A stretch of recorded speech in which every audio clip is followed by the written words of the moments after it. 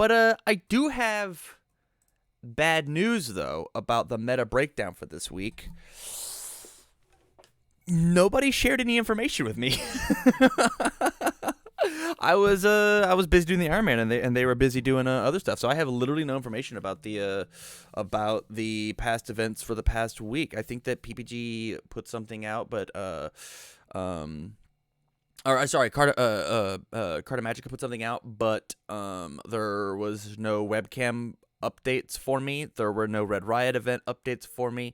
There were no the event yesterday that happened. Red Riot had no info. Yeah, and nobody gave me anything. So we're not going to talk about the meta of the week. In fact, what we're going to do instead is we're going to talk about how to beat them. Yeah, we're going to talk about the best ways to overcome the meta, and I do want to push you guys to a video that just launched earlier today. I want to do this. Yes, a video that just launched earlier today by the main man himself. Where is he? Where is he though? Hold up, pause champ. Everybody pause. Everybody hold your breath.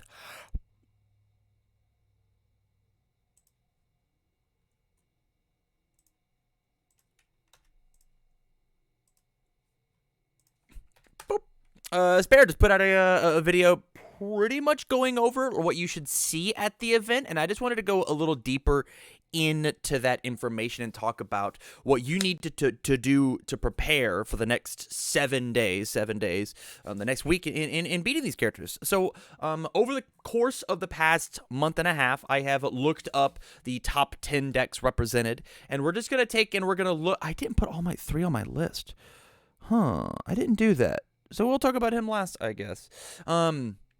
We'll remind me, chat, to put him at to talk about him at the very end. But I just want to take a look through these and just give a bit of a description of what I personally am looking forward to when it comes to fighting these top 10 represented characters. I put on the 2 big DLC characters that exist, and we'll talk about all my 3 at the very end. But the big thing is I'm not talking about other, right? I'm not talking about the other category. And so we will see it there. Let's start off with just Kiroshima, yeah? Kiroshima, the bane of the existence. Damn, when I get my first undefeated, we ain't talking about it. Maximum drugs, as soon as I have the information, I will just double up next week or whatever, right? But I'm sure next week, whenever I do double up, I'll also have the big event to talk about, right? And how TamCardwell went undefeated yet again, like the Giga Chad that he is. Right? Maybe. Anyways, Kiroshima. How do we beat this guy? This guy is very good. This guy, there are 2 main ways that I look at fighting Kiroshima with my deck, which is Ochako 1 dot. And it is I have to run his staging area resources dry. I have to put a lot of pressure on this character. You cannot beat this character in a control game. It's really, really hard to. There's only a few select characters in the format that can do it, one of which being like Todoroki, right? Who gets to play into the long game and feel secure about it. If I don't put pressure on Kiroshima for 2 turns in a row, I don't think I get to win the game. I just am not positive that it's possible, especially with how frustrating the amount of control the Void List has. The Void List has a ton of control. And so making sure that you are putting on the appropriate amount of aggro to fight against him being able to pick up his stage and play some mind games with him, right? The less cards that he has in his stage, the better off you are. The less cards that he has, the more cards, that you end your turn with him in his hand is good for you because it means he's drawing less resources to draw attacks to swing back at you, right? Like the thing about Kiroshima and the reason that I think he is a little cranked is unlike these other control decks, like I'll use the best example of Todoroki, is Kiroshima, if he finds 4 attacks on turn 2, because of the nature of the attacks and the strength that he has, can just turn to you on turn 2, right? Even somebody like Nomu, he can put 6 7 6 damage moves on the table and feel fine about it, right? But his pickup for the +2 damage, as well as the extra building, as well as the extra lifts, and as well as he can just do that. Like, he can find that gas.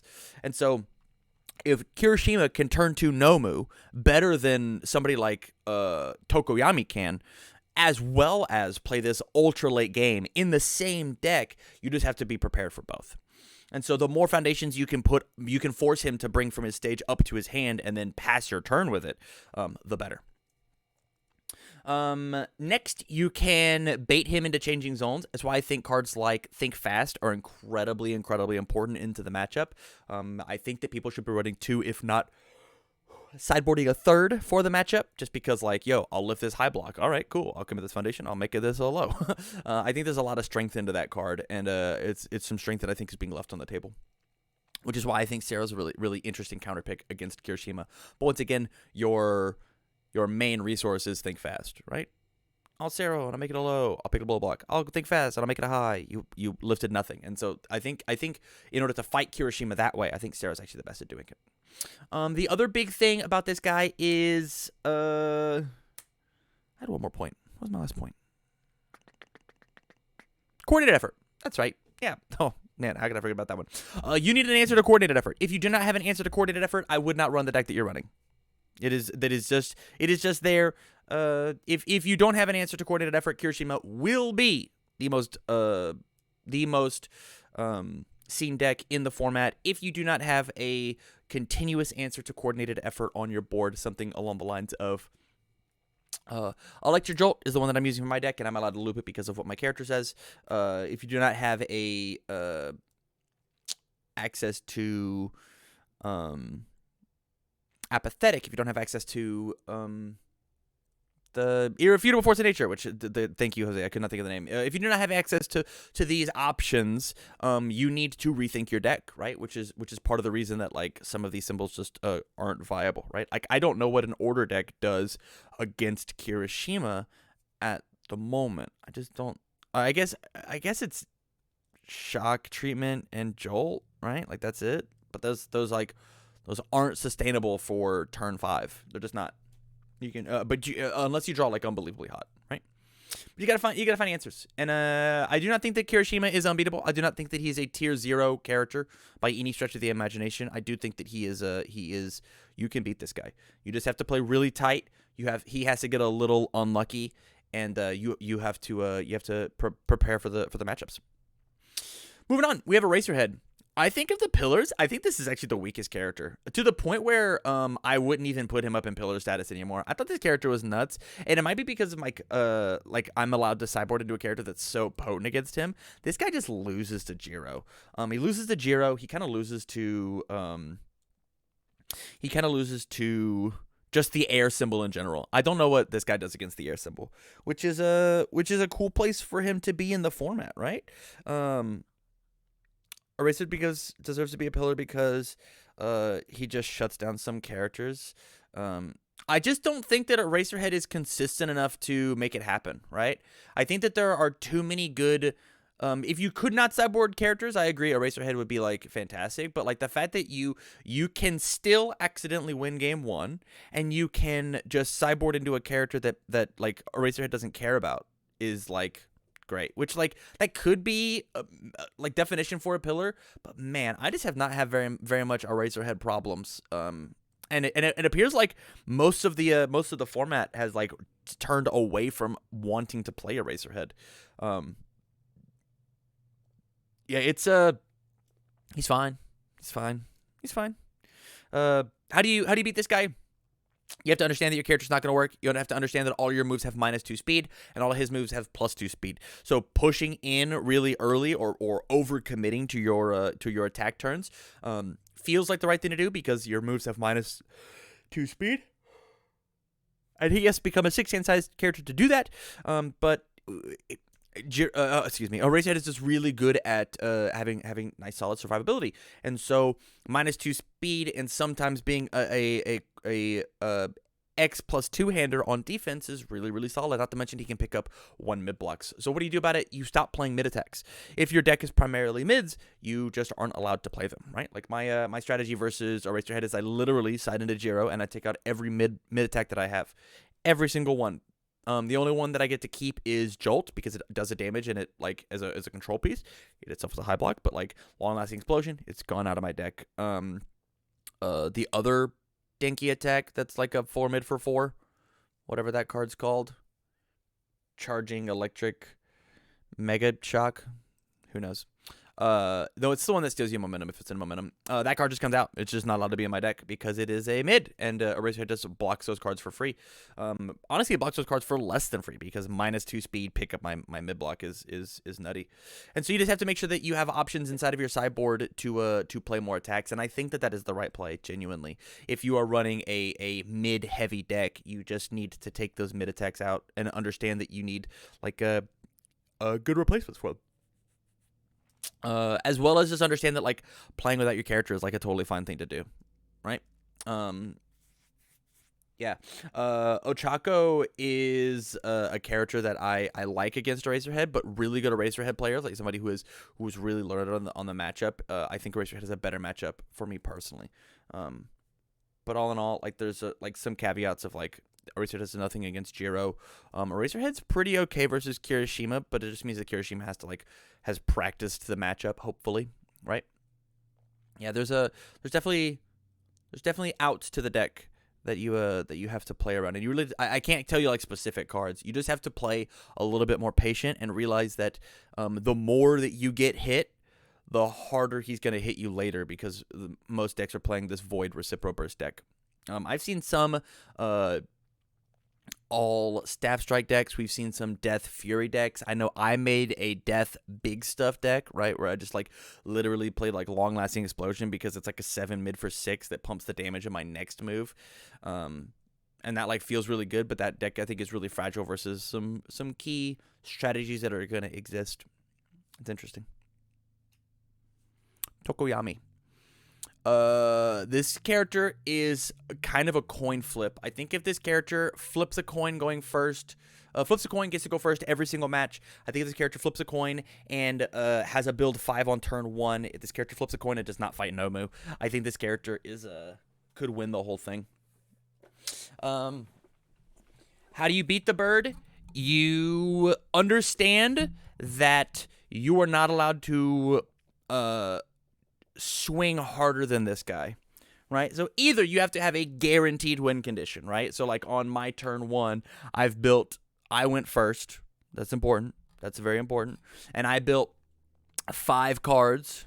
And then on my next turn, I draw 6 attacks. And he overbuilt and held like 2 blocks. You can kill a bird. Other than that, you just have to play the matchup patiently and understand that you need to set up a big wide turn or a very tall turn and just hit him for 20, right? Like All Might 1 does a really good job against the bird because he's got a lot of health and he can put a Detroit Smash to the moon. He can put, oh, this Detroit Smash is for 26 and you only have 20 health and I've given it plus 30 speed. Okay, you're not blocking it, right? You need to hold high blocks versus the bird. High blocks is really good. Some slight stun hate would not be terrible versus the bird. Make sure that you are ready for a backswing. Sculpt your hand a little bit. The idea of see orange, play orange does not work out. It just doesn't. It just does not work against Tokoyami. And the longer your strings are, realize that's the more health that he has because of that -1, -1, -1, -1, -1. Not to mention, and I'm not seeing a ton of people play this. In the Typhoon is one hell of a card in Tokoyami. You -1 all the ones that matter, and then you into the Typhoon the big one that was going to be unblockable, right? And so, like, you need to just understand that he has defensive pieces on board because a lot of his attacks are just flow and aggro, right? Crone Frog is a stunning flow card. Into Stronger Darkness is a crazy aggro card. Summon Dark Shadow is both of those things. Plus, to my check, it's a card that doesn't count as progressive with his ultra rare, and he gives all of his moves +1/+1, and so +1/+2 because of his character. Like this character is very, very potent. The biggest thing is I think he has a hard time versus Kiroshima, and I think he has a hard time versus Nomu. But the diehard Tokoyami fans are preparing for that, right? And I think the diehard Tokoyami fans get to just kind of eat up the lazy defense players because their offense is inarguably the best in the game. I think you can make a stance for Shigaraki, but like I don't think that that's how you play that character optimally. Shigaraki, I mean. And so like if you have suspect defense, Tokoyami is just going to run you over, just like he was designed to do. So make sure that you are good at defense at the game, which I believe that Iowa the Boat just had a learn to play segment. It was like 2 hours long over on Twitch this past Thursday, all about how to play good defense. I have not had a chance to watch it in full. I got about 15 minutes in, and then I had to do something. But I highly recommend you checking that out. It's also on his YouTube channel, which I can link, or I can have a mod link. Jose, you want to link that for me? His YouTube channel? Iowa the Boat? That'd be cool. That would be cool, buddy. Moving on. We have Hantasero. I think that this guy is really, really cool, and I think he has some of the coolest play patterns in the game. He has this neat once per game. He has a killer response if you play the game poorly against him. Thank you, buddy. Appreciate that. And his enhance is like extremely, extremely potent. The issue with this guy is that he's only as good as the cards inside of his deck because he doesn't give any stat pumps, right? I think he's got the same energy as Ochako 3, where Ochako 3 has is only as good as the cards that she draws and has plus to her checks and gets to recur back, except for you versus Ochako 3, if you block at all, they get to draw 1, but this is if you partially block, you draw 2. And so the real answer is versus Sero, don't partial block. Just don't do it. Yeah, there's the only reason a partial block is if a full block would kill you and you don't, a non-block would kill you and you don't have the full block, right? You don't get to block Sero's tape swings. Just accept it. You don't get to block them. Unless you're a 7 hand size character, in which case you have to block them because they're normally coming in for like 12 to 13 damage, but you just don't get to block the first one, right? Sarah will kill you as soon as he gets more cards than you. Not just block everything and let him draw. Chances are he just drawing gray. I totally disagree with you. I completely disagree with you, Scavenger. I think that letting Sarah draw is the easiest way to get you killed. I would just face tank the things that matter and then full block everything, right? If you have to partial block something, just don't. I don't think it's worth the risk. Because a lot of times Sarah's really good at poking. Sarah's exceptionally good at poking because you don't want to give him that extra card and you don't know when the response once per game is gonna pop off, right? The only threat is tape swing, so you don't let him dig for it. Correct. See, that is exactly how I feel.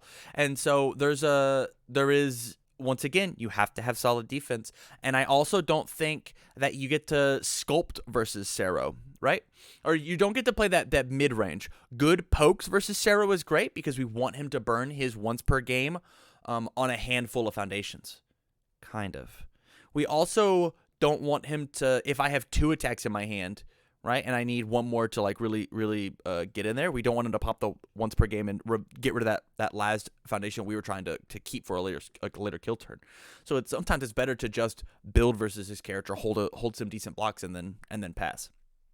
I think unless Sarah has a think fast out on board, I think it's really hard for him to kill people consistently. Unless he just draws tape swings, in which case Sarah is the best character in the game with tape swing because he makes it for 35,000 damage, and there's just nothing you can do about it. A Sarah that draws 4 tape swing kills every character in the game, besides Nomu, because he just like, hey man, it was a sweet 6 damage move. Irrefutable is also very good against Sarah. Yeah, so that's what I'm saying. It's like you have to have an answer to think fast, and I think that this matchup is a little more reasonable. With that said, under all 3 of his symbols, Sarah has access to tape and plus ultra, and so you putting all of your eggs in one basket is not that great because every Sarah in the game should be running. If you're a Sarah main, you should have dropped the cash to get 4 tapes and 4 plus ultras in your deck because it's incredible. It's incredible as Sarah. Hey man, I will check this 5 on your 30 damage move. I'll look at your hand and make sure you don't have another one to kill me with. Oh, you have all high blocks? Well, then I'll change everything to low. Oh, you have all low blocks? I'll change everything to high. You have all mids? I wasn't leaving it mid anyways. You have all highs and lows. I'll make everything mid, so that I'm gonna draw 2 cards off of everything. Yeah, there's a lot to be a lot of cool play lines with Sero, and I think that if you just lazily fight into Sero, you will go to lose. You gotta use your brain just a little bit. Gatiki Bakugo. Man, kind of the same advice that I have for Bakugo, I have for Sero. If you have to partial, you just don't. If you have to full block, if you want to full block, make sure it's worth it. Understand that his main kill condition is a low attack, and so prepare for that. Realize that if he does get a block, or he has a move, if he has a move that clears the card pool or foundation, right? It's going to feel really good for him because it turns his big attack on. But with that same line, like Jose said, thank you, Carnas, for the follow. Like Jose said, he has a lot of ways to steal momentum off of his 3-diff attack if the first one deals damage. And so there is some counterplay that you have to have and understand that, like, what can I block, what should I block. I think primarily Bakugo swings high at the start of his turn and then swings low at the end of his turn. And so realize that, like, holding highs and lows is really good. His mids don't really matter except for things like long-lasting explosion. The other big thing about Bakugo is he can kill you out of nowhere. I know on the charity stream that we just had this past weekend at time of recording, I killed somebody with Bakugo on 2 foundations. I played 2 foundations and then passed, and then I found a double front beatdown, and then I built all the way up to like 6 foundations, and then I killed a 30 health character. It happens. Sometimes Bakugo just gets you, but at the same time, Bakugo also is, I mean, he's running this crazy 1-check, so we can just get killed. We can just get killed, and he can also just check poorly. And so understand what you need to block, when you need to block. This is one of those matchups that, like, looks easy on paper, but you actually have to do a little bit of research. And I think that you should find somebody who has a cool Bakugo deck and fight them.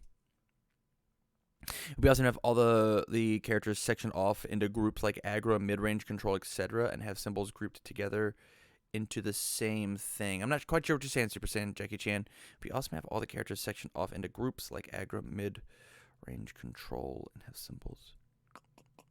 Oh, I started that game on 1 foundation. Oh, I'm even cooler than the story that I said. Neat. Neat. That was one where I couldn't mulligan. You're right.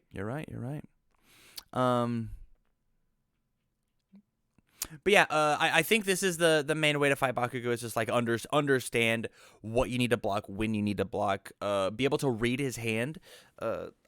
Because he is so Fury dependent and there's not a lot of variation that he gets to play the game off of, I think just understanding the card pool he's allowed to play, understanding the cards he's allowed to play, like, that is a lot of the set 1 matchups. It's just understanding, this guy's kind of keyword locked into Fury, what he's allowed to do, and if he decides not to go to Fury, what are his choices then, and then be prepared for it, right?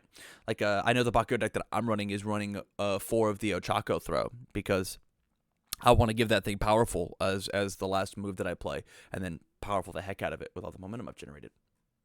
Moving on. Jiro. So we're gonna talk about webcam Jiro and not regular Jiro. Playing against Jiro, understand that her moves are gonna get big. She's got the biggest and fastest moves in the entire game. There is not anybody who can consistently put speed and damage on moves like she can. Not to mention, she has a mixture of both flash and regular moves that are both getting speed and damage. And so you just need to understand that your deck needs a way to mitigate this damage. You need to be really tight at blocking, and realize that at any time she wants to, she could possibly make you check a 3 because of her enhance to look at the top of the deck. And so against Jiro, you need to do a ton of threat assessment and realize that blocking the first move might not be the right move because we don't know how long the string is going to go, right? Looking inside of her discard pile and understanding what resources she has left. Realizing that she can take and under all 3 of her symbols go and pick up the best card in her deck. You want to have some really tight tight, intelligent defense when it comes to fighting Jiro, because she is the best 6-hand size aggro character in the format. If she builds 6 on turn 1 and draws 6 gray cards or 6 attack cards on turn 2, you're probably going to die because of just how potent that ability is. Super Saiyan Jackie Chan, like from Dragon Ball Super, they have the leaders section off into different categories to understand the generic playstyles, like you're explaining a bit now, I guess. Yeah, I guess I could do a visual. To be perfectly transparent, I actually threw this presentation together 10 minutes before I jumped on stream. I actually took myself out on a date. I took myself out on a date this afternoon because of the success of the Iron Man, and so I just went to the mall, and then I came home and it was like 5 o'clock, and I went, well, nobody's giving me any information about the thing, and so I just hung out, and then I made this thing. Anywho, and then I stayed on the phone with my bank trying to figure out how to donate to the to the charity. Anywho, other ways to beat Jiro: understand that she has flash moves and she's gonna swing them whenever she wants to. She plays, man, her keywords are just so good, right? Like she plays assets. Honestly, I think she plays assets better than anybody else. I think she actually plays them better than Momo if she wants to. She plays weapon cards better than everybody else. She plays charge cards better than everybody else. She plays the flash keyword and the throw keyword better than everybody else because she throws a lot of damage.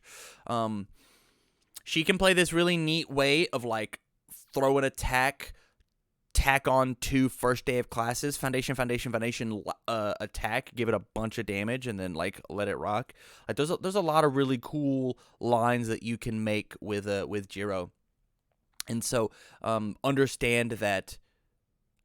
Probably don't block the first thing. It's like opposite Bakugo advice. Don't block the first thing. Definitely block the last thing, or block everything. Right? There's the other option. But as you are blocking, not only is she making her stuff exponentially faster or incrementally faster. Sorry, +1. You're also making her stuff incrementally faster with block. So your cards block. Nomu. I think Nomu, and this is the opinion that I have, I think Nomu is underrated because Nomu is considered a new player-friendly deck. This is the deck that you give everybody who wants to take and step into the competitive format and be like, I don't know the game very well. Well, here can play my Nomu deck. But as soon as you get a master of the game, Nomu, it is something to be seen. Nomus that block are the scariest thing in the whole wide world.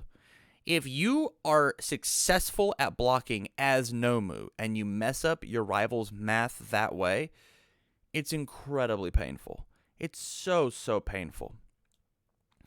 As well as if you get block screwed where I hold the wrong block zone, and if you hold the wrong block zone, as well as you just like play the game not poorly, but like foolishly against Nomu, he will 3-shot anybody in the game that's not the mirror match, right?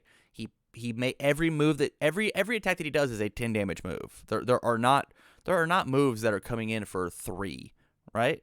They're all for 100.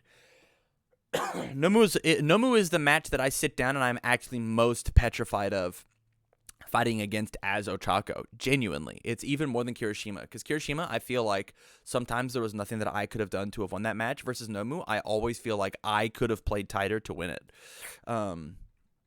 And so just understand that like your defense needs to be the main important thing. You will eventually chip him down eventually. And you just need to make your moves very fast. If your moves... trumping everything is not the play. Yeah, you have to play perfectly against Nomu. And in webcam in timed events, it's very hard if you're playing defense, and he only has to touch you 3 times to feel safe at winning the entire match in that 50 minutes or an hour, depending on how much time that you have to play. So you need to make sure that you have an option and that your win condition is a long enough string to get through. They only do 6. If your only win condition in your deck is something like a Recipro Burst for 30, then you're going to have a bad time versus this character. If your deck is incredibly tall, then it's tough. I was able to beat a lot of Kiroshimas while holding blocks instead of just playing any attack I see. Yeah, that is 100% true. Wow, okay. That is true, and that is the line that as a Nomu player you need to be taking in order to be playing at the highest competitive level. So how do you beat this guy? Like I said, really fast moves, string moves. Don't put all your eggs in one basket, even if you have the option to. Committing his foundations with stun is really good, right? If you commit him a bunch with a lot of moves. It feels really good to put the pressure on of like, yo, this is an 8 damage move, and you only have Nomu left. Do you respond with it? That's the big question, because like you're allowed to use your character as a commit foundation cost in order to reduce that damage down to 6. You're allowed to do that. And so like making him pick 1 on a turn, or maybe like 2 or 3 because you've committed other foundations with other attacks, like might be the way to get it through, which is why people have seen a lot of success with like Denki or Giant Ice Wall, right? Give it this one stun 2, my next one gets stun 2, stun 4 on a turn versus Nomu feels really good, especially if it's like a turn 2, turn 3. Yeah, just hold good blocks. Just look at your opponent's deck, take note mentally of what they're playing. Make sure you got good block zones for it. Ochako. I put this on the list because she is technically tied with All Might 3 for the 11th most represented character, but she's not on the pie graph.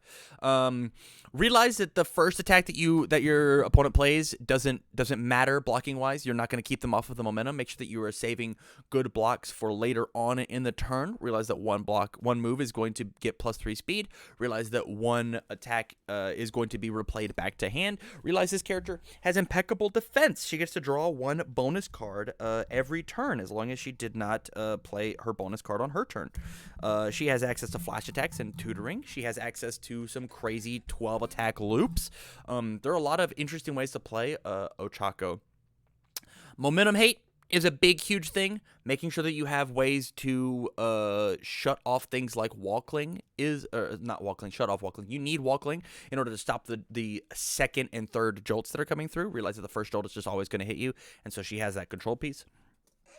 But yeah, keeping her off of momentum is the number one thing. So if you have What's Their Plans or Capture Evildoers or something along those lines on those, I believe, 6 symbols, you can do something about Ochako. And those types of cards need to at least exist in your sideboard. You've also got a lot of Ayama attacks that deal with momentum, and so maybe if you don't have any momentum hate, maybe you could sideboard 1 or 2 of those, especially the Panache Laser Beam, Panache Laser Blast, Panache Laser Kablamo. It's a high block, which is really good versus the air symbol, as well as it has the enhance of your opponent chooses to discard momentum.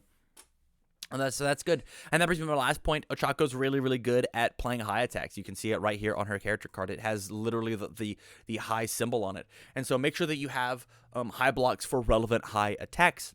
But realize that because of this word here, not every attack is going to be high. And so if you just like windmill slam all your low attacks or low blocks down, that's how you lose to the Amplified Sound Blasts and the 13 bajillion volts card from Denki. And so realize that is where it's at. And also just do your math of like, what happens if the next attack, or what happens if this attack gets +3 speed? What do I do about it? What happens if the next attack gets +3 speed? What do I do about it? And you will find your answer. Shigaraki. Shigaraki is truly at the highest high that he could possibly be at the moment because of his the inclusion of float combo into his deck. Float combo is making him super scary. super scary. I love that answer, Jose. I guess Erase Your Head is in the format just to deal with Shigaraki, huh? Turning off his character on a move that you can't completely block, it makes a lot of sense. Turning off his character on float combos is like a good check and balance for that character. I just don't see how Erase Your Head like wants to fight against the rest of the field. That's how I feel about it. But somebody out there, please prove me wrong. Go win the whole thing with it. Understand that you are not allowed to attack and poke back into this man on turn 2. If you don't have at least 5 foundations, do not swing on this man. Going from 3 foundations down to 1 foundation because of an evil gaze plus his response it feels abysmal. It feels like you just skipped your first turn.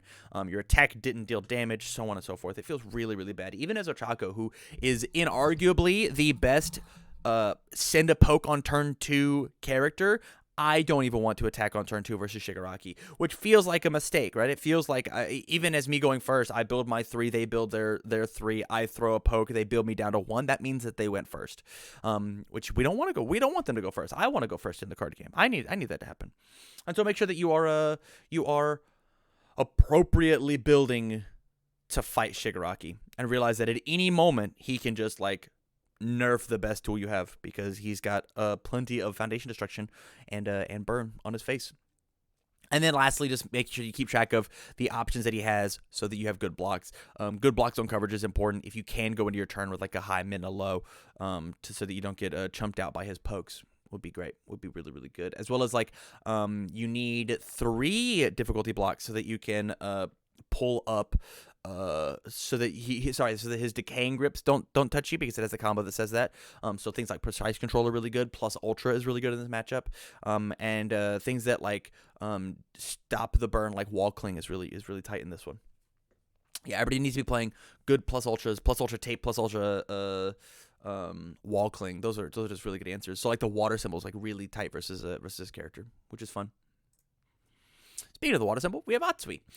This character can be just as aggressive as Tokoyami, but runs out of gas a little quicker. I think this character could be considered the most aggressive character in the game. If you like, we could make the argument of her or Tokoyami, but I think that Atsui is just super crazy good at if you don't have an answer for the first one, you don't have an answer for the last one. Realize that she only gets to kill you with her ultra rare. That's the rules. It's written in the rule book. The last point of lethal damage is always going to be from a tongue lashing or whatever. But she also has now access to tongue whip, which is also in that same rule book. And so she has a high attack and a low attack that are both incredibly lethal, especially with how much stuffing life and water have, specifically water, on their symbols. Air not so much. But I haven't seen a ton of air Atsuis, but maybe that's not true. Chrono Frog Takedown is a stunning, amazing card. It's crazy in Tokoyami. I think it's even crazier in this character. And sometimes you just get frappied, right? Where she builds out 6 on her turn 1, and then you build out your 4, and you hold your 3 cards, and then you successfully block with all 3 of those cards, and then she still does 27 to you. And it's just like, oh, yeah, my apologies. Oh, you did find 3 of your ultra rare. I guess that is 30 damage all by its lonesome. And so just realize that like holding good high blocks, holding good low blocks, don't overextending on your defense. No overextending on your defense.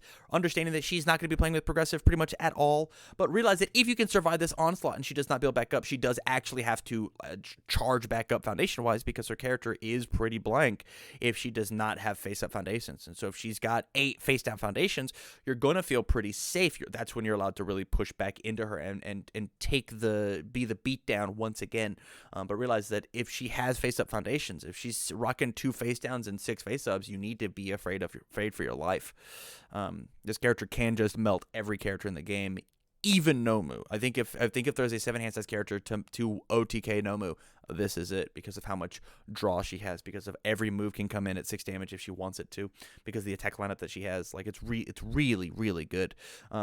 I can say if I wasn't in love with Ochako so much, Atsui would be definitely on my short list of characters to play for this event, because I think she's really good, and just underrepresented for how good I think she is as an aggro character. I actually like her better than Tokoyami, but that's probably just a playstyle thing, not a character thing. Ochako 2, into the DLCs. We're going to talk about Ochako 2, we're going to talk about All Might 2, and we'll talk about All Might 3 as I go and find a picture of him.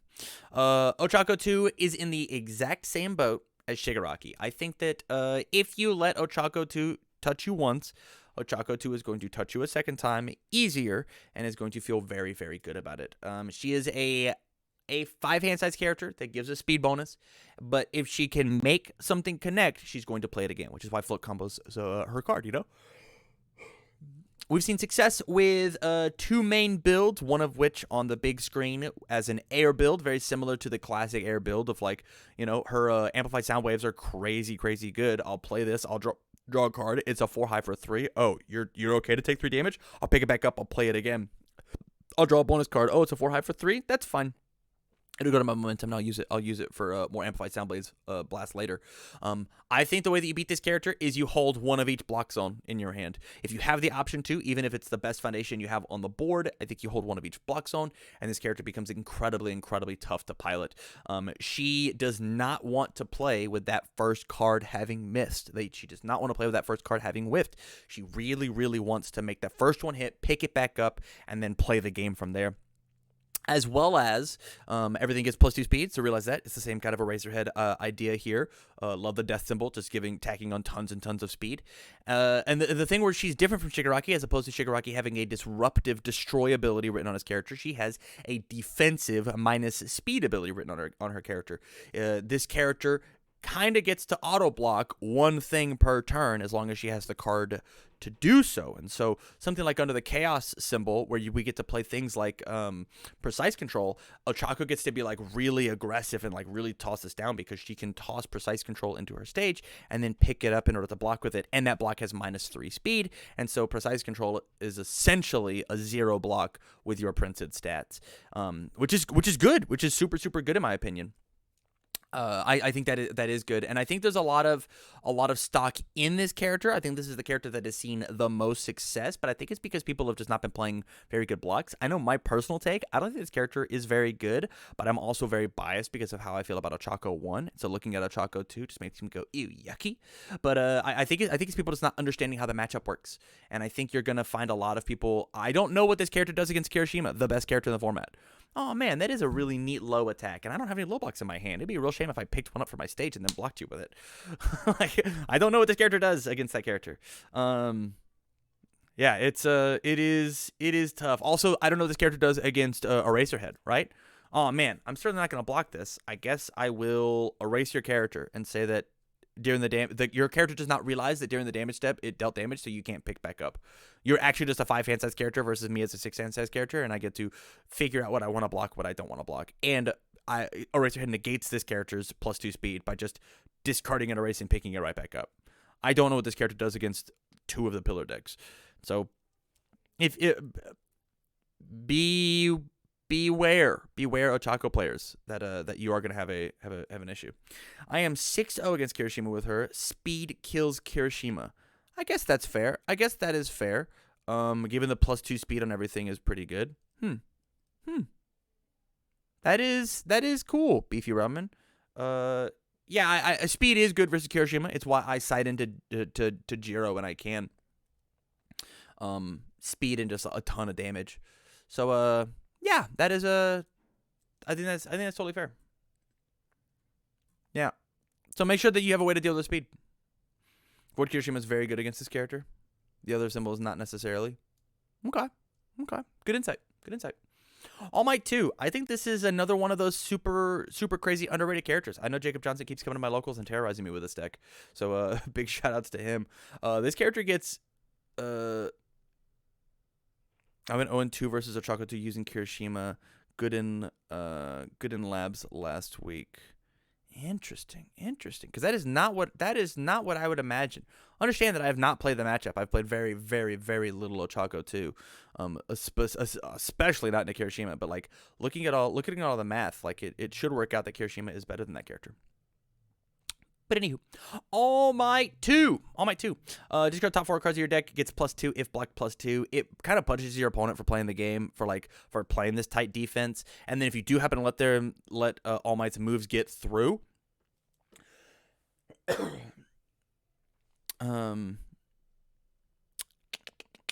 if you do let his moves get through, he becomes like a pseudo 8-hander if you decide not to block again. But if you do block, his moves are going to get stronger. And so he's one of those, you kind of got to block everything. You kind of got to block the ones that matter. There's a sick fire deck that I've seen under the ranged keyword I've seen that's what Jake's playing. He's playing a ranged deck in order to draw extra cards off of Frigid Heat Waves. Makes things not count towards progressive with Crow and Frog. He's playing like a couple cool Fury attacks in order to be the lube in between. There's a lot of stuff that Fire Kiroshima gets. I've seen All in Good be big punch decks, and so they also just get to draw 35 million cards. Because that's like what all of All Might and Deku's cards do, is they just draw bonus additional cards. And so just understand that 6 hand size has the world's biggest asterisk next to it. This is not a 6 hand size character. And if you treat him like a 6 hand size aggro character, you're going to be punished as he plays attack number 8 or 9. And so just realize that you need to make sure that you are blocking the important ones. You always block the first one because you are afraid of the burst released, the 3-diff Bakugo card. Who remembers what the name of that card is?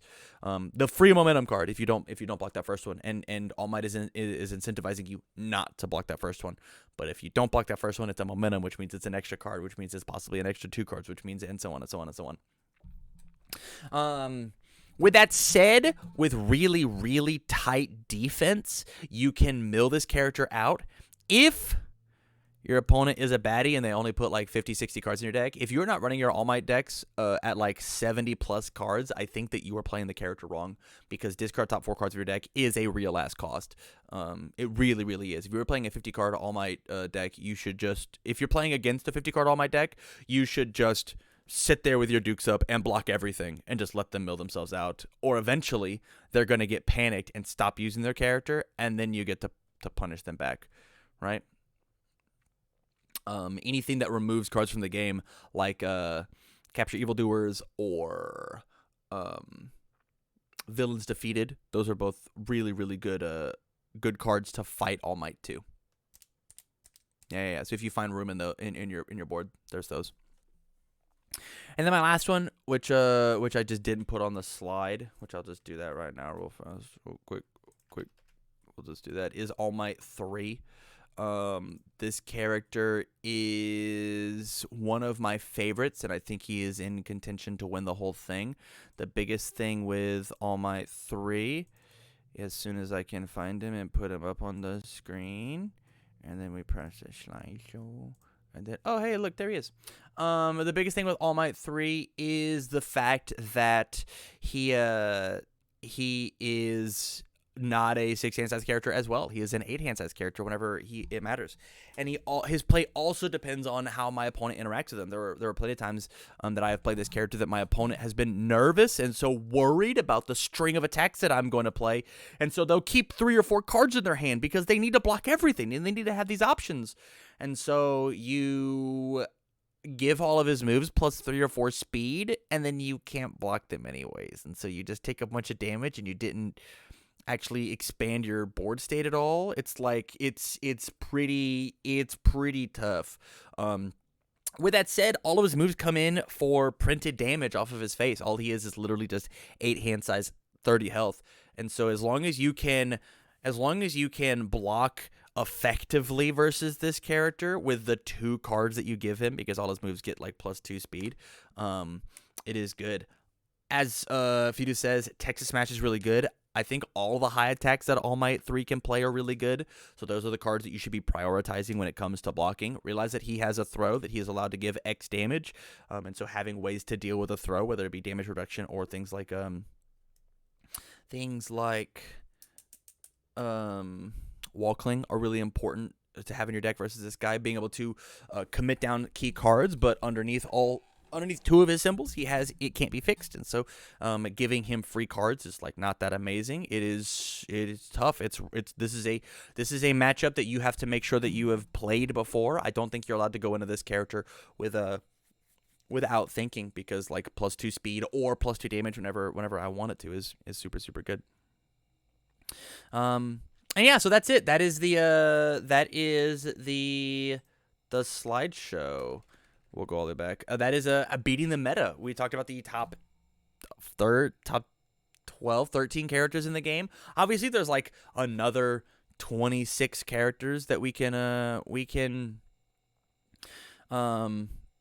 we can talk about, but they're going to be significantly less seen. They are considered the rogue of the meta. Things like Momo, things like Ayama, things like Nina, things like Ojiro, and that is just you have to do your homework, do your research, and just think about how far is their reach, how far are they allowed to play the game on all three of their symbols. This is a game that rewards you for doing your homework. Yes, you can go into a tournament not having done your homework and get through it that way, but it is not the smartest move. It's just not. So I implore you, please do so. And an easy way to do that homework is by putting in a deck doctor. So that's what we're gonna move on to now. We're gonna do.